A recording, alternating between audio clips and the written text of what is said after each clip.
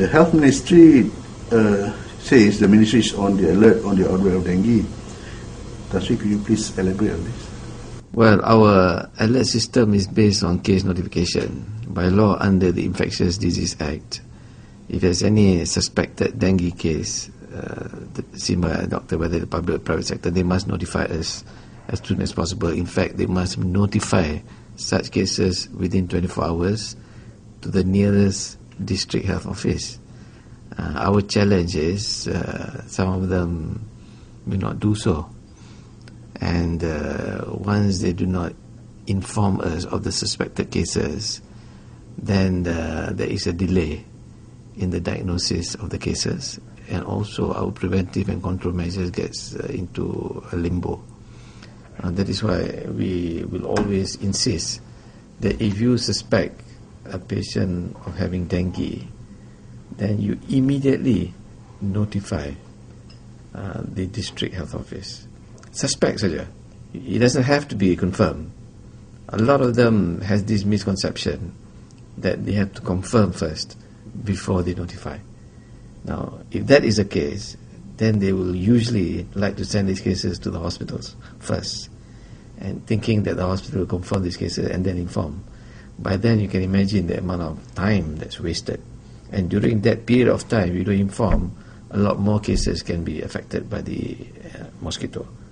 So we have been saying this again and again. Don't have to confirm. The moment you suspect dengue, inform the nearest district health office within 24 hours so that we can do the alert measures. So once we have this dengue alert system, and we know that certain localities are getting more and more cases, we will immediately mobilize our operations rooms at various levels, at the district level, at the state level, as well as at the national level. And what we do is we will monitor the number of cases coming from a particular locality.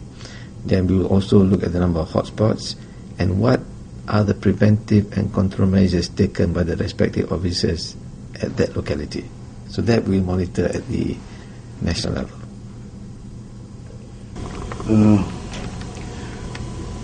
Is there a law compelling? Oh yes, the Infectious Disease Act. You must notify. Has any action been taken against anybody yet? Well, we try not to be punitive, because Malaysians, even if you take action, let's not talk about notification, but even talk about taking care of the premises and compounding them. It doesn't seem to change people's behavior. But as far as healthcare professionals and hospitals are concerned, we have done that already. We've given them warning letters. We do warning letters first, then we do the actual finding and the rest of it. There are certain hospitals we know managing dengue cases but not informing us. And it so happens we find out through a third source. So we paid them a visit. Well, as you know, with the monsoon, there is a lot of rain. So when there's a lot of rain, there's bound to be stagnation of water. And we know very well that these breeding sites are usually in stagnant, clear water. So you can imagine the receptacles or containers that are available.